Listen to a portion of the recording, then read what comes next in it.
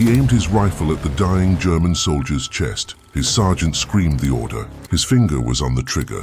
One pull and he'd be a hero. But Private Thomas Barrett made a choice that would destroy his entire life. He saved the enemy. And when he came home to Pittsburgh, the woman he loved wouldn't even open the door. His own city called him a traitor. Newspapers demanded he be arrested. He lost his job, his friends, his future, all because he refused to kill a 19-year-old boy holding a photograph of his family. This is the story of mercy in the middle of war, and the unbearable price one man paid for choosing humanity over hatred. Before we begin, tell us in the comments, where are you watching from? And what untold World War I story would you like to hear next? Now let's dive into the full story. Tommy Barrett was 23 years old when he stepped off the troop ship in France. A steel worker from Pittsburgh. Broad shoulders, calloused hands. The kind of man who'd spent his whole life building bridges, not burning them. He'd enlisted in April 1917, 3 days after President Wilson declared war. Not because he hated Germans, but because every man in his neighborhood was going. Because his father had fought in the Spanish-American War.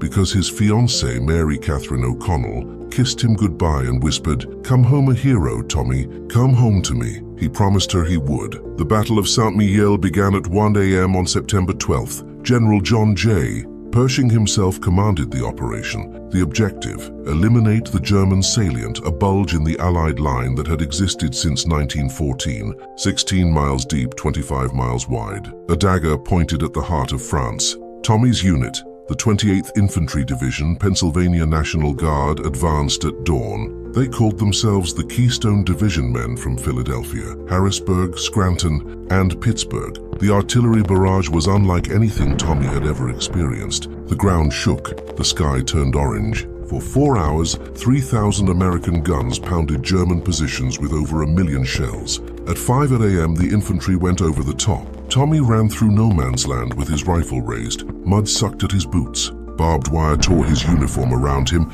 Men fell, screaming silent. Some disappeared in explosions that left nothing but craters. But Tommy kept running, because that's what soldiers do. They run toward death and hope it misses. By noon, his unit had captured the village of Pan. By 3 p.m., they'd pushed 4 miles into German territory. The offensive was succeeding beyond expectations. The Germans, already planning a retreat, crumbled under the American assault. Tommy's sergeant clapped him on the shoulder. "Good work, Barrett, you're a natural killer." But Tommy hadn't killed anyone yet. He'd fired his rifle into the smoke, into the chaos, but he'd never looked a man in the eyes and watched him die. That was about to change. At 4:17 p.m., Tommy's squad entered a German trench. The smell hit him first, cordite, blood, something worse. Then he saw him, a German soldier, maybe 18, maybe 19, blonde hair, blue eyes. His uniform was soaked with blood. A piece of shrapnel had torn through his abdomen. He was dying, but he was still holding his rifle. "Barrett!" his sergeant yelled. "Finish him!" Tommy raised his weapon. The German's eyes met his. There was no hatred there, no defiance, just terror. Just a boy who wanted to live. And in that moment, Tommy saw something that would change everything. The German soldier had a photograph clutched in his left hand. A family, a mother, a father, 2 little sisters all smiling. Tommy's finger froze on the trigger. "Barrett!" the sergeant screamed. "That's an order." But Tommy didn't shoot. Instead, he knelt down. He pulled the German's rifle away. He tore open a medical pack, and he started applying pressure to the wound. His squad stared in disbelief. "What the hell are you doing?" the sergeant demanded. "He's just a kid, Sarge," Tommy whispered. "He's just a kid." For the next 20 minutes, while the battle raged around them, Tommy worked to save the life of the boy who, minutes earlier, had been trying to kill him. He used his own bandages, his own water. He whispered in broken German, "You're going to be okay, you're going to see your family again." When American medics finally arrived, they were stunned. "You saved an enemy soldier?" Tommy nodded. "I saved a human being." The German soldier survived. He was taken as a prisoner of war. 6 months later, he'd returned to Germany to his mother, his father, his 2 little sisters. But Tommy Barrett's war was just beginning, because word spread fast. The American soldier, who refused to kill, who'd wasted medical supplies on the enemy, who'd chosen mercy over duty. By the time Tommy's unit returned to their trenches that night, the nickname had already started. The German lover, and it would follow him home. The Battle of Saint-Mihiel ended on September 16, 1918. American victory, German retreat. 15,000 American casualties. But Tommy wasn't one of them, at least not physically. In the weeks that followed, Tommy's unit continued fighting. They moved north to the Meuse-Argonne offensive, the largest American battle of the war. Over 1 million American soldiers, 26,000 dead, but Tommy was already a ghost. His squad mates stopped talking to him. When he sat down for meals, men stood up and moved. When he tried to help carry wounded soldiers, they shoved him away. "Don't touch him," one soldier spat. "Let the German lover's friend carry him." Tommy tried to explain. He'd write letters home to Mary. "I did what I thought was right. He was dying. He was someone's son." But Mary's letters back became shorter, colder. "People are asking questions, Tommy. They're saying you're a coward. They're saying you betrayed your country. My father won't let me see you anymore." Tommy's sergeant eventually called him into the command tent. "Barrett, you're a good soldier, but you're poison to morale. Men don't trust you. They think you'll hesitate when it matters. When one of our boys is counting on you." Tommy tried to defend himself. "I've done my duty, sir. I've followed every order." "Except one," the sergeant said, "the one that mattered." For the next 2 months until the armistice on November 11th, Tommy fought alone. He did his duty. He followed orders, but he was a pariah, a traitor who wore an American uniform, and the worst part, he didn't regret it, because somewhere in Germany a 19-year-old boy was alive, because somewhere a mother had gotten her son back, but Tommy had lost everything. November 11th, 1918, 11 c.m. The guns fell silent. After 4 years, 3 months, and 1 week, the Great War was over. 15 million dead, 23 million wounded, and millions more who would never be the same. Tommy survived, physically at least. In February 1919, he boarded a troop ship in Brest, France, bound for New York. 3,000 soldiers crammed onto a vessel designed for half that many men sang. They laughed. They talked about the girls waiting for them. The job's the future. Tommy stood at the rail staring at the ocean silent. On February 17th, the ship docked in New York Harbor. Thousands of people lined the pier. Bands played, confetti fell. Women cried and kissed strangers in uniform. Tommy searched the crowd for Mary. She'd promised in her last letter, short as it was, that she'd be there, but she wasn't.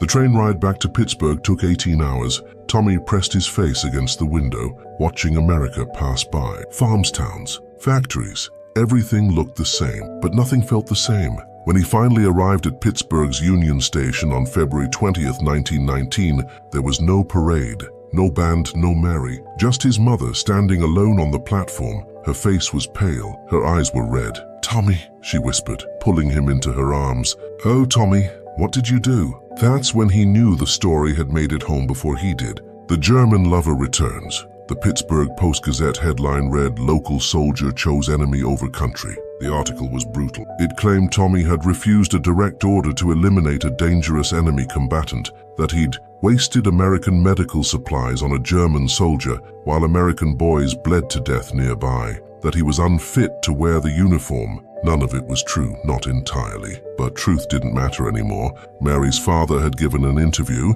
"My daughter will not marry a traitor. The engagement is off." Tommy stood in his childhood home, still in uniform, and read the newspaper with shaking hands. "Mom," he whispered, "I just didn't want to kill a kid." His mother held him as he cried. "I know, baby, I know." Tommy tried to rebuild his life, but Pittsburgh wouldn't let him. He went back to his old job at the steel mill. On his first day, March 3rd, 1919, his foreman pulled him aside. "Barrett, the men don't want to work with you. They say you can't be trusted. I'm sorry I have to let you go." He applied to 12 other factories. Same answer every time. "We don't hire traitors." He couldn't find work. Couldn't find friends, couldn't find peace. On March 15th, he went to Mary's house. He'd rehearsed what he'd say 1,000 times. He'd beg her to listen, to understand. But when she opened the door, her eyes were cold. "Mary, please, just let me explain." "There's nothing to explain, Thomas. You chose a German over your own country, over me, over your future. I chose to save a life. Would you have wanted me to become a murderer?" Her voice broke. "I wanted you to come home a hero. Instead, you came home as this."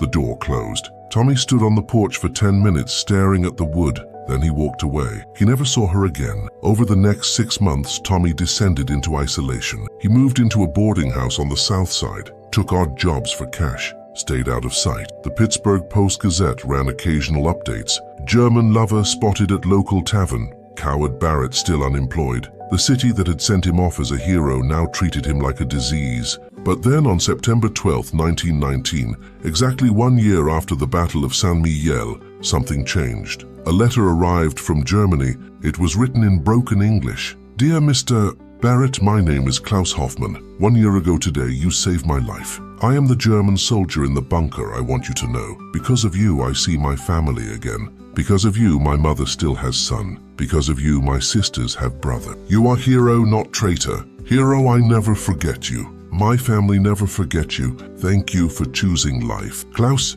Inside the envelope was a photograph. Klaus alive, smiling, standing with his mother, father, and 2 sisters. The same photograph he'd been holding when he was dying. Tommy stared at it for a long time. Then he folded the letter carefully and put it in his pocket. It didn't fix anything. Pittsburgh still hated him. Mary was gone. His life was ruined. But for the first time in a year, Tommy smiled. Because somewhere in Germany, a mother had her son, and that he realized was enough. Tommy kept that letter for the rest of his life. He never found steady work. Never married, never had the life he'd dreamed of before the war. He spent the next 40 years working odd jobs: janitor, night watchman, delivery driver. Always moving, always alone. The newspapers eventually stopped writing about him. Pittsburgh forgot, or pretended to, but Tommy never forgot what he'd done, and he never regretted it. In 1964, at the age of 69, Tommy Barrett died of a heart attack in a VA hospital in Pittsburgh. Alone, no family, no friends, no funeral.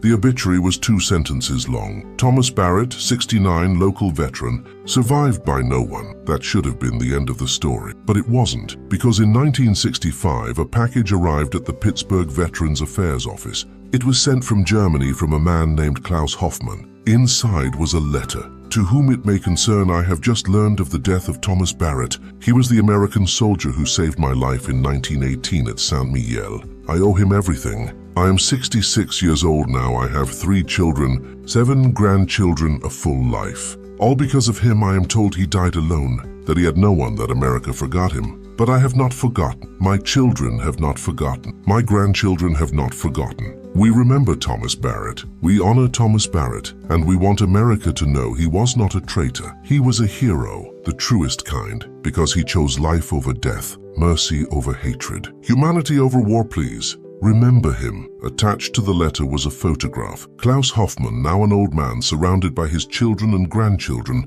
all alive, all smiling, all because Tommy Barrett refused to pull the trigger. The package also contains something else, a medal, the German Cross of Honor, awarded to Klaus for his service in World War I, but also something more personal, a handwritten note. "For Tommy, the man who gave me life, I wish you could have known how many lives you created by saving mine. I wish you could have known that you mattered, that you were loved, that you were a hero. Rest in peace, my friend. You saved more than one life that day. You saved generations." Today, Thomas Barrett's story is forgotten by most. There are no statues, no plaques, no streets named after him. But in a small town in Germany, there's a family that remembers, a family that exists because one American soldier in the middle of a war chose mercy, and that mercy echoed through generations. War teaches us to hate to see enemies, not humans, but Thomas Barrett refused to learn that lesson. He saw a boy with a photograph, a son, a brother, a human being worth saving, and it cost him everything. His career, his love, his future,